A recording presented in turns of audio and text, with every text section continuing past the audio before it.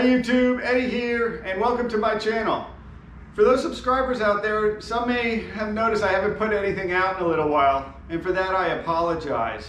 Truth be told, I got a new job, I moved to a different state and bought a new house. I didn't have a workshop where I could devote time to the channel, and again, I apologize for that.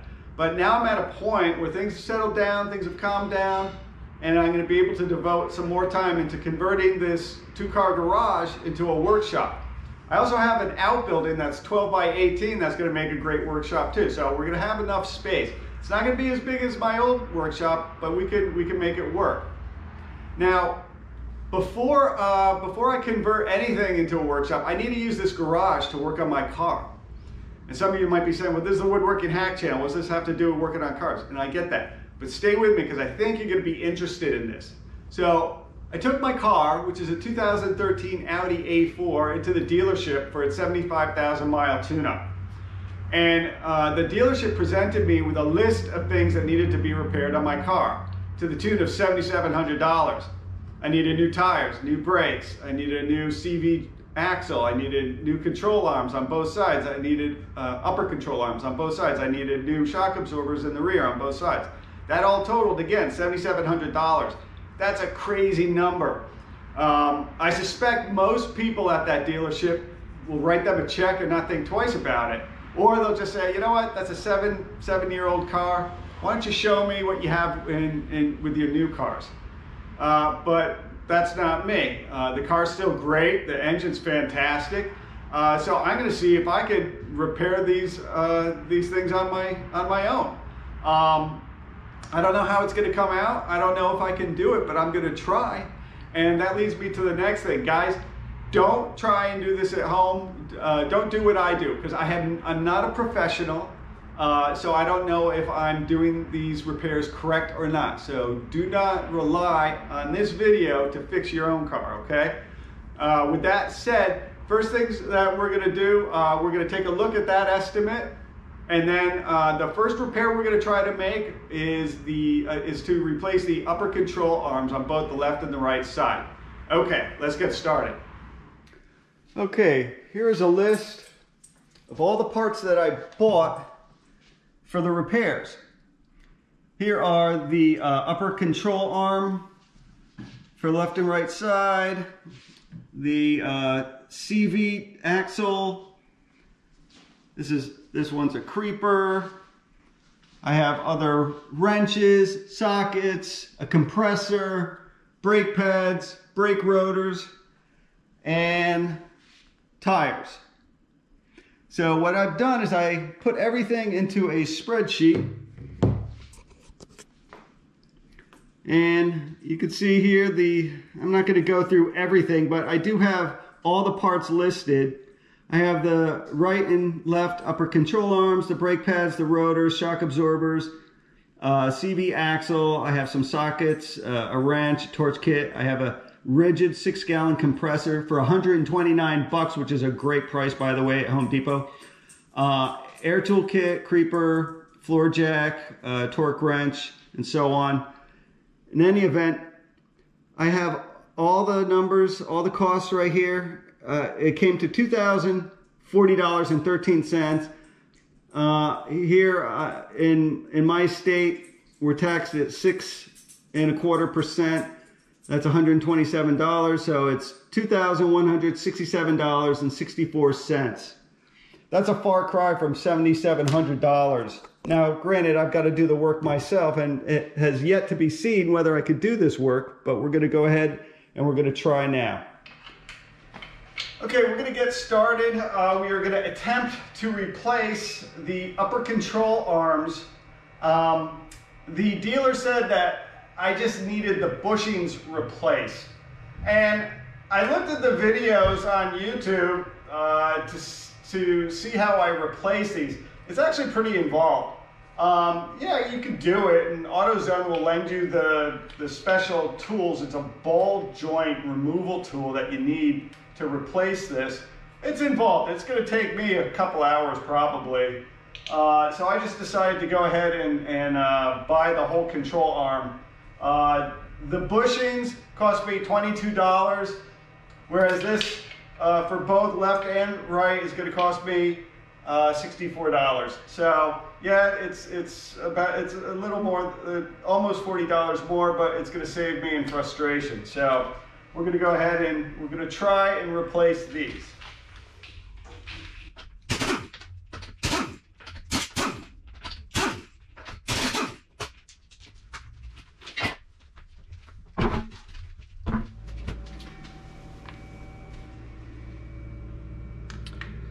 Okay, these are my two control arms, 1 and 2, and the bushings, you can see this one here. See that bushing has a tear in it, and what a bushing does is it makes it so metal doesn't touch metal, and we are touching metal here almost. So my steering and my handling is a lot looser. So when I replace these, the control arms, the performance should be, there should be a marked improvement. So if you look on the other bushing, it's hard to get an angle here, but it's not quite as bad, but there is still some deterioration. So we're going to go ahead and we're going to replace these, and the first step in doing that is we have to take this nut off and pull this bolt out and lift these two and then loosen these bolts here.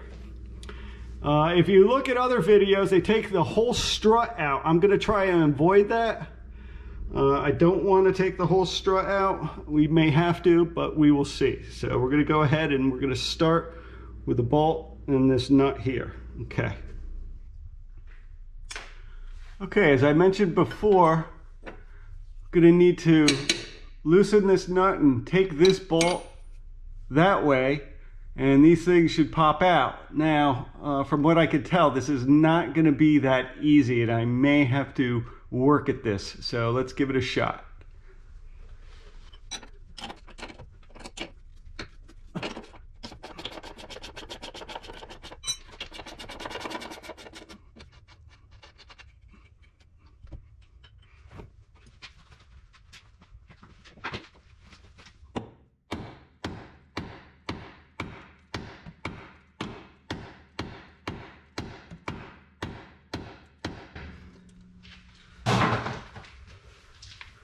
That's in there pretty good.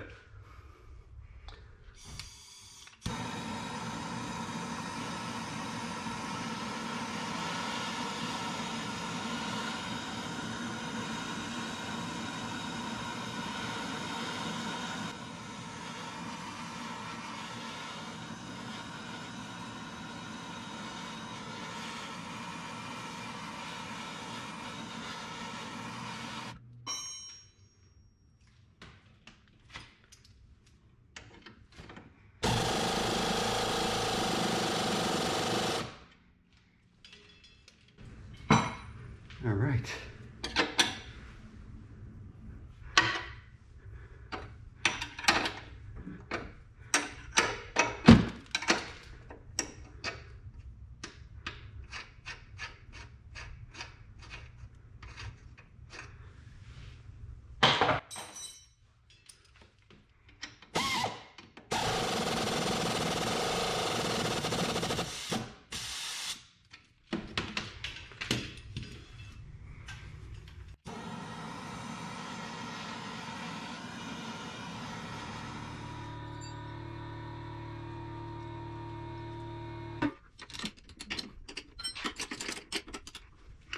A little unconventional, but it worked the first time.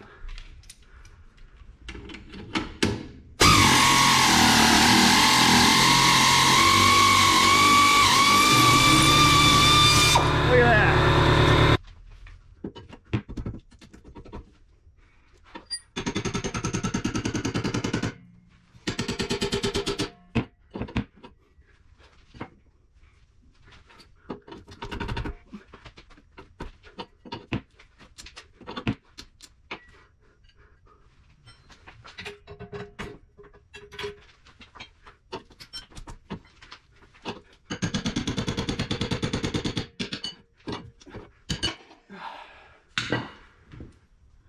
right. One is loose.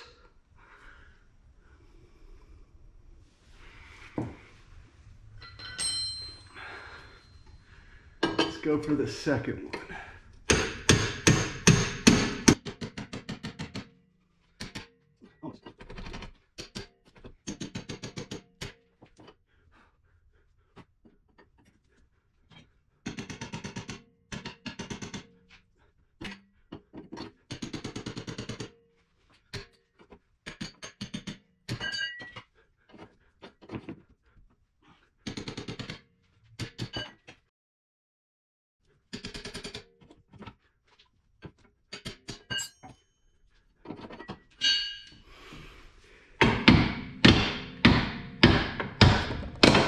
There we go.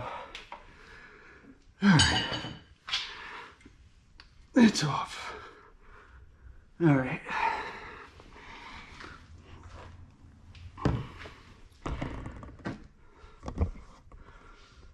Okay, so you see the upper control arms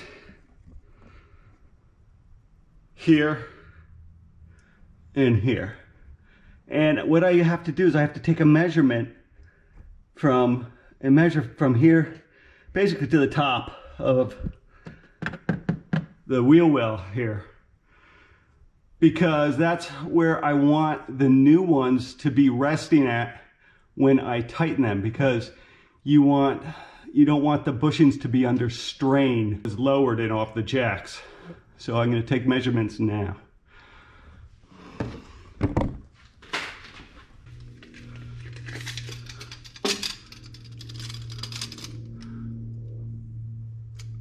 That looks to be about 3.5.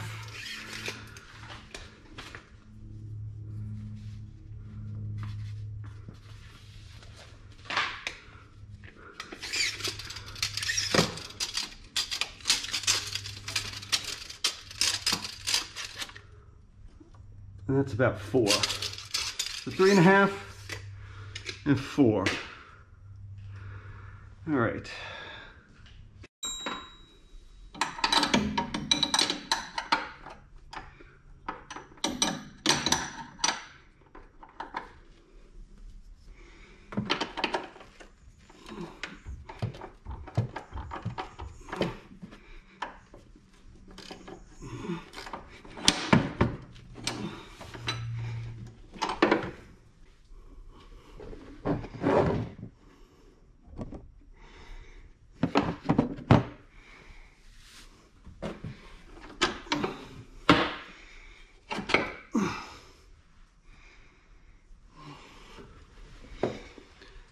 Okay.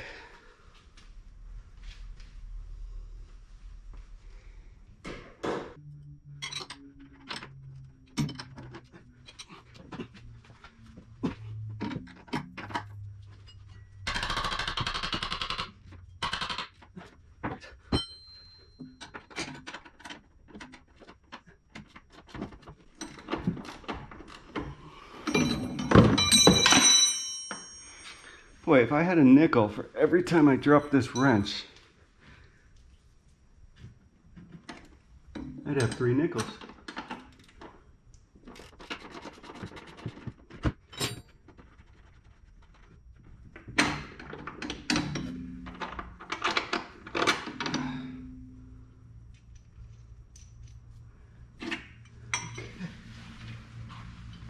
Okay, so now we're going to try and put the new ones back in.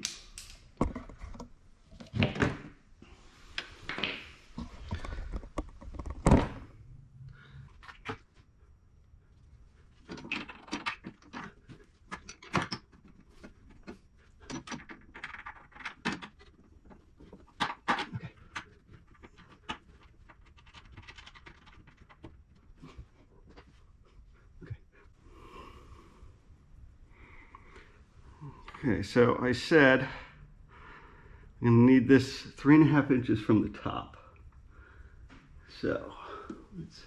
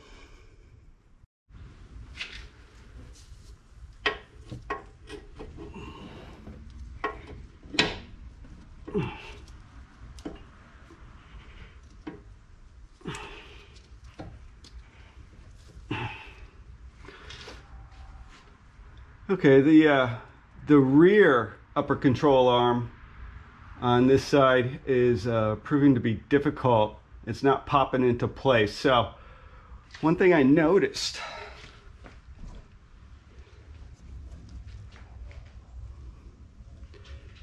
is this access door just pops right off.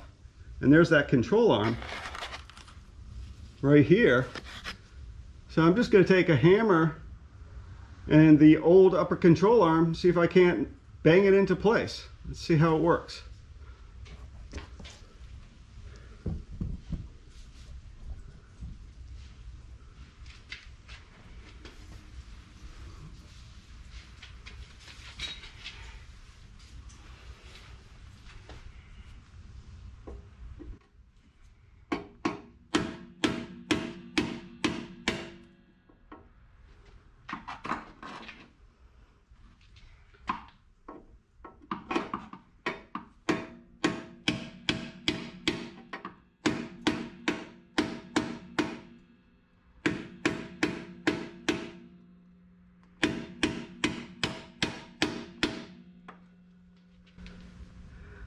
Yeah, it looks like that did it. Well, the other one came out, but there we go. All right. Okay, these are two brand new control arms. I didn't have to take the whole strut assembly out to replace them. The next thing I have to do is I just have to put in the new pinch bolts and take it for a test drive. So let's start on the pinch bolts next.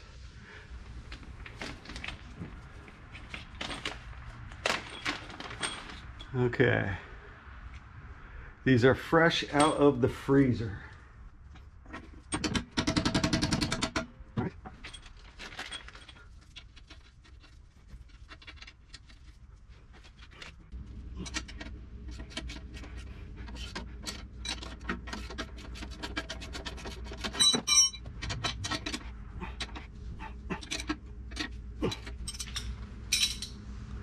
All right, I think we're done.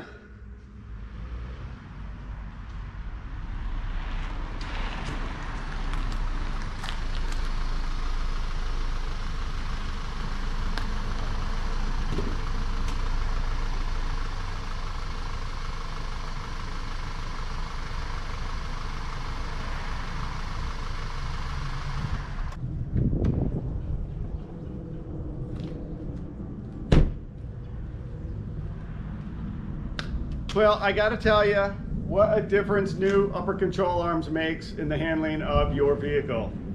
For those who aren't familiar with Audi, they're some of the best handling vehicles you could buy. I very rarely have to apply the brakes going into a turn. It's that good. But over the years, you know, the handling becomes a little looser. And as you saw with the upper control arm bushings, that rubber started to tear. So my handling was a little loose. But now it's as if I just drove off the showroom floor, and I'm super excited about that. So this is going to end the segment on replacing the upper control arms. If you want to stick around, you can hit the link to watch me replace the CV axle or the shock absorbers or change the brakes. And guys, if you like the video, hit the subscribe button, hit the like button, and we'll see you next time. Be Army.